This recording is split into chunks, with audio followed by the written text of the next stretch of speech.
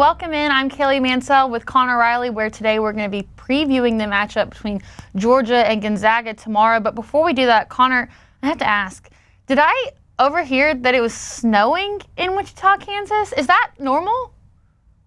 I don't know if it's normal. I haven't spent a ton of time in Kansas, but it is indeed snowing as I look outside my window right now. And though you hear the old phrase about the winds whipping on the plains, it is absolutely doing that. And it was quite a trek to get back to the hotel from the arena. But we are bringing you Georgia Gonzaga NCAA Tournament preview coverage live from the snowy streets of Wichita, Kansas. It might be snowing there, but we're going to see if the Dogs can make it rain tomorrow. So I know I had to do it. I'm sorry. So Mike White, there was availability today for the Georgia basketball team. You got to be a part of it. And something that immediately stuck out to me was the difference level in experience between this Georgia team and this Gonzaga team. This is a relatively younger Georgia team. Even though they bring back some really crucial sophomores, you look at the Gonzaga starting five and a lot of their bench guys, it's all seniors, guys with so much more experience than what Georgia has to offer. So can Georgia's experience in the SEC and the schedule that they went through, is that enough to overcome their overall lack of experience? They're hoping that it is. And this is a Gonzaga team. They've played in 9 straight Sweet 16s. And in that same time span, played in 2 national championship games. The last time they lost a first-round game in the NCAA tournament was 2008 when Steph Curry was on the Davidson team that beat Gonzaga that day. By comparison, Georgia has just one player on its roster that has played in an NCAA tournament game. That's forward R.J. Godfrey. But to your point, Kaylee, this is a Georgia team that since January 4th has played 16 teams that are playing in this year's NCAA, or 16 games rather, against teams that are in this year's NCAA tournament. So they know that they've seen better teams than this Gonzaga team. They lost a game to Kentucky earlier this year that Georgia went out and beat on their home court. I think from a talent standpoint, this is not the best team that Georgia has seen. But in talking to Mike White and talking to players, they recognize that it's going to be different when you step out there on the court in Wichita tomorrow, because this is just somewhere that Georgia hasn't been. They've played great SEC teams before, and that's absolutely going to help them. But when the ball is tipped and the lights are bright, it's going to be interesting to see how this very young and inexperienced Georgia team handles the pressures against one of the most battle-tested March teams in the sport in Gonzaga. Yeah, tip will take place tomorrow at 4:35 on TBS. And in looking through all things Gonzaga, one thing that I'm hoping that you can get some clarity for me on, Connor, is Gonzaga has made 9 straight Sweet 16 appearances. They just won their conference tournament, but only come in the bracket as an 8 seed. Is this Gonzaga team just not as good as in previous years, or does it more so speak to the strength of the teams that are ahead of them? It's that this Gonzaga team is not a vintage Gonzaga team that we've seen in years past. Like, they've had legit NBA guys that have powered them to deep runs. Chet Holmgren, Jalen Suggs, even Andrew Nembhard, the brother of current Gonzaga point guard Ryan Nembhard, who Mike White actually coached at Florida, so there's an interesting family tie there. They've still got some really talented players. Graham Ike is going to be a big problem in the post for Georgia. He averages 17 points and 7 rebounds. And Ryan Nembhard, who I was mentioning earlier, he leads the country in assists with 9.8. So there's still some real talent on this Gonzaga team, just maybe not the same high end that we've seen in years past. And Mark Few's teams are never all that deep. So I think one of the key things, and Mike White talked about this today, is Georgia's ability. Can they avoid foul trouble on their end, because that's what Ike excels at, and maybe even potentially get Ike himself in foul trouble, because if they're able to do that, that's going to put a ton on the shoulders of Nembhard.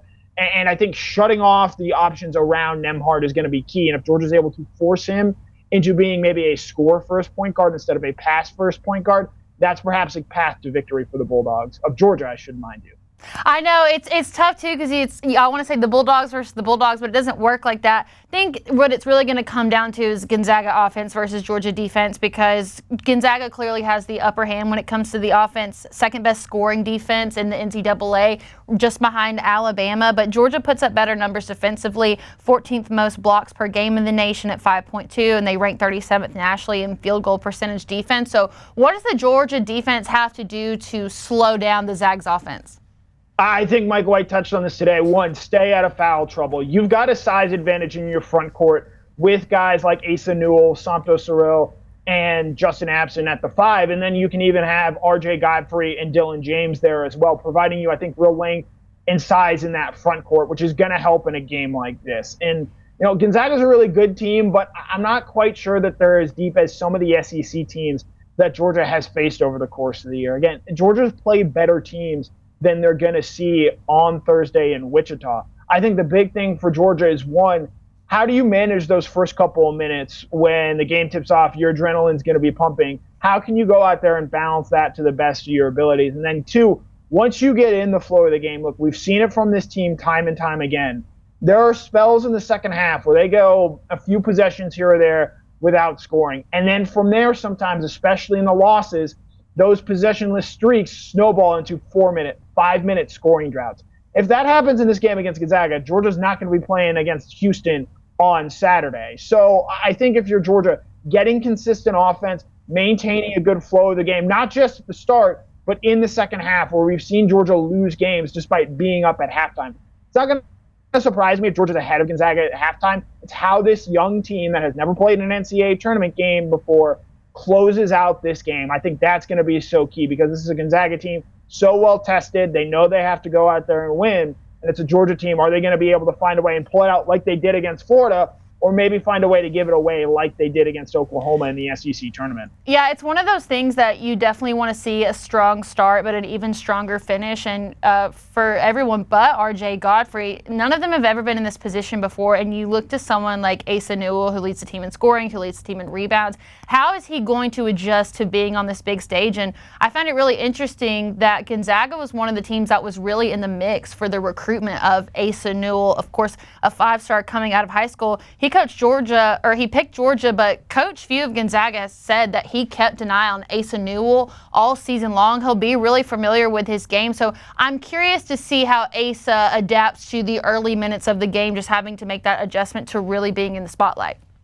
Yeah, Asa Newell was recruited by a team like Alabama, Texas, Gonzaga, teams that have had real success in recent years, and he ultimately elects to come and play for Georgia. And Asa Newell's really not one of those players that you can sort of shut out or keep off, because that's not sort of how his game plays. He's got an incredible motor, and he can rack up points easily. Georgia doesn't run a ton of plays for him. He just sort of picks and chooses his spots of when he's going to attack and how he's going to elect to do so. I think Georgia's ability to maybe try and pressure Ryan Nembhard, force turnovers, is going to be key if they're able to at all get some easy points in transition. Again, Ryan Nembhard, one of the best pure point guards in college basketball this season. And so with Asa Newell and him, it's going to be interesting, especially as Asa battles Graham Ike down low. One, can Asa stay out of foul trouble? That's going to be key. Look, it would not be the first time that a team has been sunk by a questionable whistle in the NCAA tournament. I hope that it doesn't come to that. But the other player to me that is the most important guy in this game, and the guy where if you tell me right now he's the best player on the court for Georgia, one, I believe it. Two, if that happens, I think they're going to win, is Silas Demery. I think as we've seen over these last 3-4 weeks where Georgia made that run at the end of the SEC play, Silas really elevated his game. Ironically, it came in a game against Mississippi State first where they lose, and he has a key turnover late. He had 20 points in that game, 7 assists, and I think he is a guy that has continued to get better, and he's a guy who, in talking to him today, he is so excited and so ready to be on this stage and go out there and make a play. He's going to play one of the best point guards in the country, and Ryan Nembhard. Is going to be a fascinating matchup between the two. But Silas is absolutely talented enough and good enough to go out there and get the better of that matchup. We saw him do it at times in SEC play against really, really good guards. He was a big reason Georgia was able to upset Florida earlier this season. And if Silas Demery is Georgia's best player tomorrow, I think that's the recipe they need to follow to come out with a win for the first time in the NCAA tournament since 2002. So one of the things that I've seen this narrative being pushed is the coaching battle between Mike White and Mark Few. This is not the first time that they've matched up against each other, just only as Mike White as the Georgia head coach, where they have experience against one another. Mike White has success against him. Is there any advantage to already having played a coach like Mark Few and more so knowing the scheme or the way that they try to play the game? Is there any advantage to that with a completely different team? I don't think so. Mark Few is one of the best coaches in college basketball, bar none. He's taken Gonzaga to 2 national championships in recent years, multiple Final Fours, again, 9 straight Sweet 16s. And Mike White, though, not going to be intimidated. And Mike White, again, doesn't have that same level of resume there, but he is a guy who in his time at Florida, 4-0 in first-round games in the NCAA tournament. He knows, maybe not with this Georgia team and this Georgia program, but he knows what it is like to coach in these games and to try and come out with a win. So I'm going to be really fascinated in terms of how Mike White's experience in this spot potentially helps this Georgia team. Because, again, it's so young. We talk about Asa Newell. He's a true freshman. Silas Demery, he's a sophomore. Blue Kane, he's a sophomore. They don't have a ton of upperclassmen that have played just a ton of college basketball in general. And I think that's a big reason why you've seen this Georgia team get better over the course of the season as they get more experience.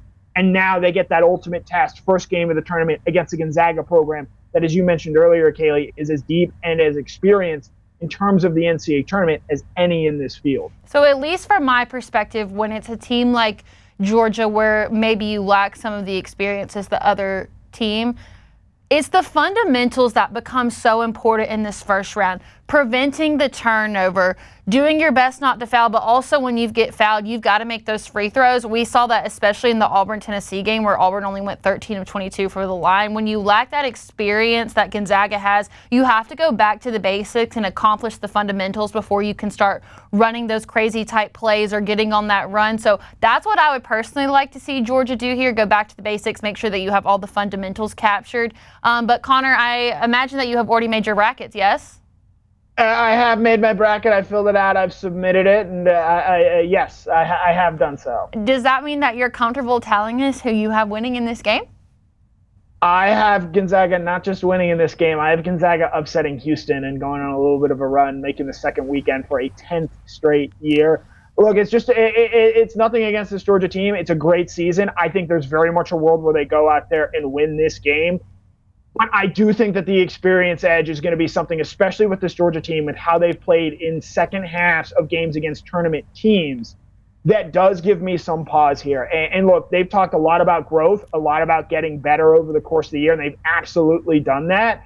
This is going to be a big test and a big learning moment, I think, for this program. It wouldn't, again, surprise me at all to see Georgia playing Houston on Saturday, but I think the Gonzaga Bulldogs are going to find a way to make the plays late. And Georgia's really going to learn a lot from this. It's just going to be one of those tougher lessons instead of a positive one. Well, hopefully we'll get to circle back around for an accountability check because I do have the Dogs making it out of the first round. So we're going head-to-head here. Again, the Dogs and the Dogs will tip off tomorrow at 4:35 on TBS. We don't know what that game holds, but we do know it will be a dogfight. And DawgNation, if the Bulldogs are able to pull off the upset, we will go live directly after the game, whether it's a big win or a close loss. That way we can give you more Georgia basketball coverage here on DawgNation.